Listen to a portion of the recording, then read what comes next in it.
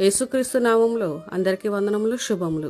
ఈరోజు దేవుని వాగ్దానము, ప్రభు దృష్టికి మిమ్మును మీరు తగ్గించుకొనుడి, అప్పుడు ఆయన మిమ్మును హెచ్చించును. యాకోబు పత్రిక 4వ అధ్యాయం 10వ వచనము.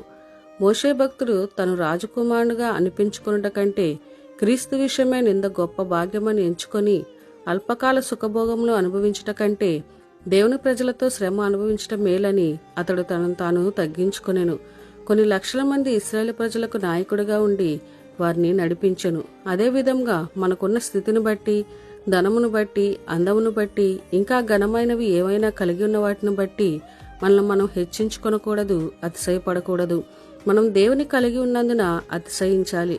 కాబట్టి లయమైపోయే వాటిని చూచి మనల్ని మనం హెచ్చించుకోకుండా ప్రభు దృష్టికి మనల్ని మనం తగ్గించుకున్నప్పుడు తగిన సమయమందు ఆయన మనల్ని హెచ్చిస్తారు.